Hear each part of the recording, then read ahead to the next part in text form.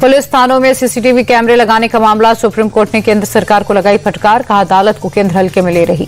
Supreme court की केंद्र सरकार को दो टूक, कहा हिरासत में मौतों को बर्दाश्त नहीं करेगा देश। 16 दिसंबर तक हलफनामा दाखिल करने के लिए कहा। एसआईआर प्रक्रिया की समीक्षा के लिए चुनाव आयोग ने तृणमूल को मुलाकात का समय दिया। 28 नवंबर को मीटिंग के लिए चुनाव आयोग के दफ्तर बुलाया। एसआईआर को लेकर पश्चिम बंगाल की मुख्यमंत्री ममता बनर्जी ने खोला मोर्चा। नॉर्थ 24 परगना में रैली, तृणमूल कार्यकर्ताओं के साथ पैदल मार्च किया। एसआईआर को लेकर ममता बनर्जी का बीजेपी और चुनाव आयोग पर अटैक, कहा राजनीतिक तौर पर बीजेपी मुझसे लड़ और जीत नहीं सकती। चुनाव आयोग बीजेपी आयोग बना। बीजेपी को ममता बनर्जी की चेतावनी, का अगर बंगाल में मुझ पर चोट करने की कोशिश करेगी तो पूरे भारत में बीजेपी की नींव हिला दूंगी। ममता बनर्जी ने बीजेपी शासित राज्यों में एसआईआर पर सवाल उठाए, कहा क्या केंद्र सरकार मानती है कि वहां भी घुसपैठिए हैं।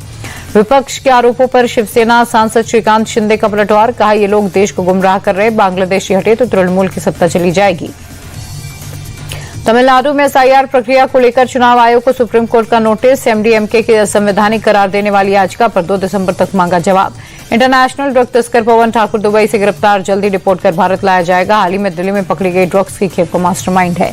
दिल्ली ब्लास्ट और टेरर मॉड्यूल मामले में एक्शन तेज, बीती रात मुजम्मिल को लेकर फरीदाबाद के धौज और फतेहपुर तगा गांव पहुंची एनआईए। फरीदाबाद टेरर मॉड्यूल से कनेक्शन के बाद हरियाणा के नूह में बड़ा सर्च ऑपरेशन, रोहिंग्या बस्ती में पुलिस ने घर घर तलाशी ली। राज्य में बढ़ते अपराध को लेकर एक्शन में CM doctor Mohan Yadav, high level meeting में पुलिस अधिकारियों को लगाई लताड़।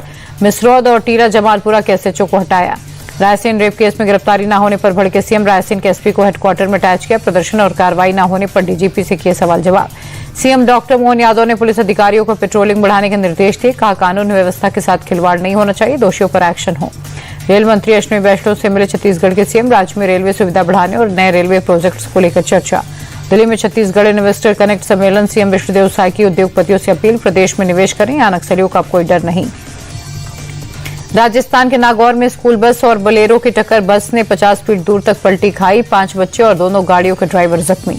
बद्रीनाथ धाम के कपाट सर्दियों के लिए बंद, 4 धाम यात्रा का औपचारिक समापन, आखिरी दिन 12 क्विंटल फूलों से सजा मंदिर।